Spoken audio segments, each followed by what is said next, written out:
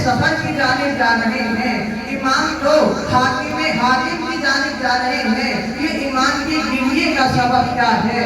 یہ بات تب آشکار ہوئی کہ جب امام رضا نے اپنے تمام چاہنے والوں کو بلایا، اپنے تمام عزیز و اقارب کو بلایا، اپنے تمام بھائیوں کو بلایا، اپنی تمام بہنوں کو بلایا، اور بلانے کے بعد کہا کہ میں مدینہ چھوڑ رہا ہوں، تم سب مجھ پر گریا کرو۔ تمام لوگوں نے سوال کرا، مولا آپ تو سفر کی جانب جا رہے ہیں، جب کوئی مسافر کہیں جا رہا ہوتا ہے تو اس پر گریا نہیں کرا جاتا۔ امام نے کہا وہ اس مسافر کے لیے ہے کہ جو سفر پر تو جائے اور اس کے واپس آنے کا امکان ہو۔ ارے یہ رضا وہ مسافر ہے کہ اب مدینہ چھوڑ رہا ہے، اب کبھی واپس اپنے نانا کی مزار پر نہیں آئے گا، اپنی ماں کے اپنی جدہ کی لحد پر نہیں آئے گا۔ بس عزیزوں ایک کوہرام تھا، تبھی ایک آواز اٹھی کہ اے آقا آپ کی بہن معصومہ کو غش آ گیا۔ بس میں کہوں گا شہزادی ابھی تو صرف آپ نے شہادت امام رضا کی خبر کو سنا تھا اور آپ غش میں چلی گئی۔ ارے کربلا میں آ کر دیکھیے ایک بہن ہے جس کی آنکھوں کے سامنے اس کے بھائی کے سینے پر شمع سوار ہے، ہاتھ میں کند خنجر ہے اور گلے پر سوکھے ہوئے گلے پر کند خنجر کو چلا رہا ہے۔ بس ارباب اللہ امام رضا نے سفر اختیار کرا۔ تاریخ میں 4 بہنیں ملی کہ جن بہنوں کو اپنے بھائیوں سے بڑی محبت تھی، ایسی محبت کہ وہ اپنے بھائیوں کے بغیر رہ نہیں سکتی تھی۔ پہلی بہن تاریخ میں لکھا جناب سغرا جب مدینے سے علی اکبر کے سفر کی تیاریاں ہوئی، سغرا کو گریہ کر بیان کر رہی تھی، اے بابا ارے میرے بھیا کو مجھ سے جدا نہ کرو۔ یہ سغرا بغیر علی اکبر کے مدینے میں زیادہ دن جی نہ سکے گی۔ اور باب اللہ دوسری بہن تاریخ نے لکھا کہ جو اپنے بھائی سے بڑی محبت کرا کرتی تھی، جناب سکینہ 4 برس کی کمسن سکینہ کو اپنے 6 مہینے کے بھیا علی اصغر سے اتنی محبت تھی، اتنی محبت کہ جب بعد شہادت علی اصغر سغرا کو جناب سکینہ کو پانی ملا تو پانی کو لیا، کہا ابھی کوئی پانی نہ پیے۔ ارے جناب علی اصغر کی لہد کی جانب آئی اور اس پانی کو اس مقام پر ڈالا۔ اے میرے بھیا علی اصغر 6 مہینے کے سن میں تم 3 دن کے بھوکے پیاسے ذبح کر دیے گئے۔ اور باب اللہ تیسری بہن جناب زینب کبریٰ، وہ بہن زینب کہ جس کے بارے میں ملتا ہے جب مدینے کے اندر یہ شغل ہوا کہ اے آقا ماحول پورا شوق ہے، آپ جناب زینب کو ان خواتین کو اپنے ساتھ لے کر نہ جائیے۔ تو ایک مرتبہ جناب زینب تڑپ گئی، اے ابن عباس میرے بھائی کو کیا مشورہ دے رہے ہو؟ کیا تم نہیں جانتے بغیر حسین کے زینب مدینے میں رہ نہ پائے گی؟ بس ادادارو چوتھی بہن، ارے وہ بہن ہے کہ جس کے بھائی کی آج روز شہادت ہے، معصومہ جناب معصومہ کو اپنے بھائی سے بڑی محبت تھی۔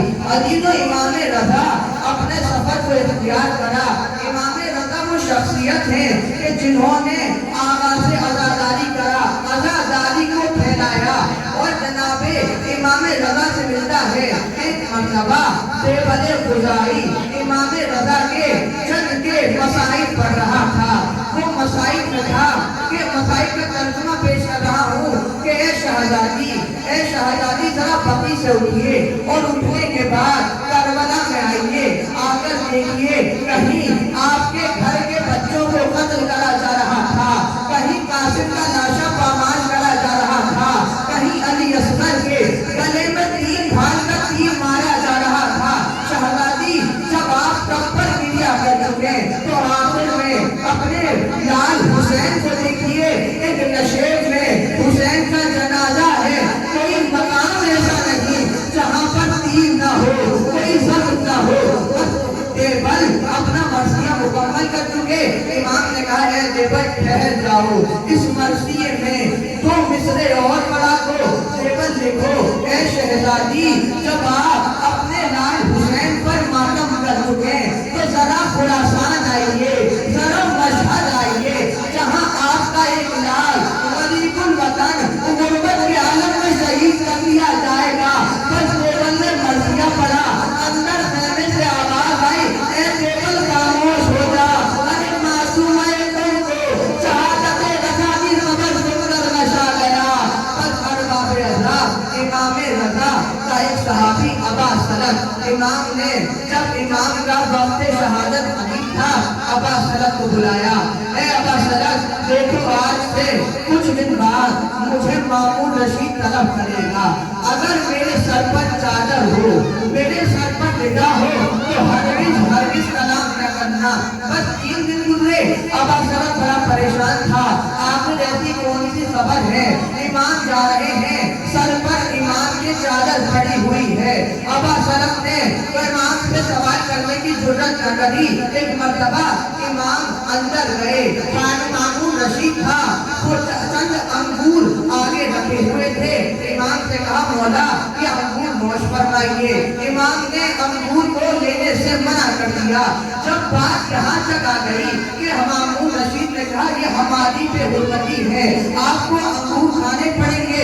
इमाम ने 3 अंगूर लिए और इमाम ने खा लिए और इमाम उठकर चलने लगे। मामून रशीद ने सवाल करा, मौला कहाँ जा रहे हैं? इमाम ने कहा, ए मामून, वहीं जा रहा हूँ जहाँ हमें छोड़ना चाहते हो। बस अरबाब रजा इमाम बाहर निकले। अबा सलत ने देखा जहर ऐसा था कि इमाम पर फौरन जहर का असर होना शुरू हो गया। इमाम गड़बड़ा रहे थे, इमाम के चेहरे का रंग मुतगय्यर हो चुका था। बस अरबाब रजा अबा सलत ने इमाम को लिया, इमाम को अपने घर पर लेकर आए।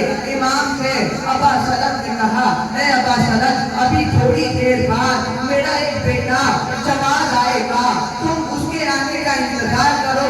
बस क्या देखा, थोड़ी देर बाद शहरे खाना में एक बच्चा है, एक कमसिन बच्चा। बस जैसे ही उस कमसिन बच्चे की आवाज को बीमार बाप ने सुना, इमाम ने असी का सहारा दिया, एक मरतबा दौड़कर अपने बेटे को कलेजे से लगा लिया। ऐ बेटा, करती है जमाल, तुम्हारे बाबा को जहर दे दिया गया है। बस अरबाब रजा आखिरी जुमले, तारीख में 2 इमाम मिले जिनको बहुत कारी जहर दिया गया था। एक इमाम हसन मुज्तबा थे जिसको जहर हलाल दिया गया, ऐसा जहर कि कल्ब के 72 टुकड़े हो गए थे, 72 टुकड़े मुंह की जानिब से बाहर निकल कर आ गए। और एक इमाम रजा थे जिनको जहर हलाल दिया गया, ऐसा जहर था कि तारीख में 3 दिन इमाम तड़पते रहे। इमाम की हालत, इमाम का चेहरे का रंग बदलता रहा। अजीजों, जब इमाम की शहादत हो गई, उधर से इमाम की वो बहन जो इमाम के बगैर नहीं रह सकती थी, जब इमाम की कोई खबर न मिली, मासूमाए को उन्हें सफर किया।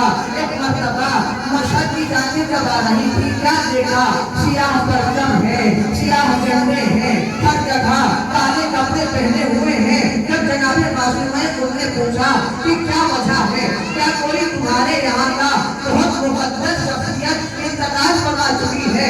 लोगों ने जनाबे मासूमाए को अपने घर पर ले जाने के बाद खबर शहादत इमाम रजा दी। बस इस शहादत की खबर का सुनना था, बीवी बेहोश हो गई। तारीख में लिखा, बार बार उठती थी, बार बार बेहोश हो जाती थी, यहाँ तक 3 दिन बाद शहजादी शहजादी की रूह कब्र छुरी से बर्बाद कर गई।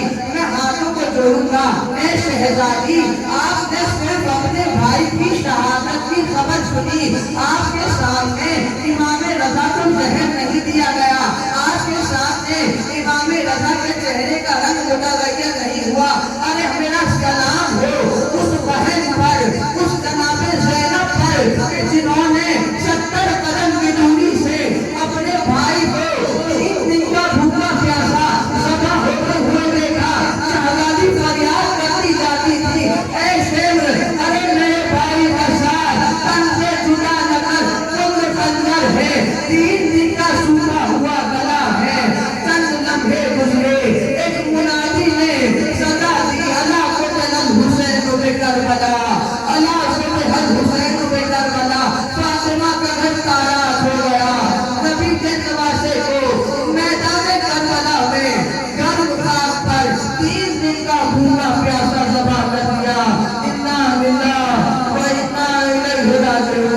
وسيعلم الذين ظلموا أي منقلب ينقلبون ماتم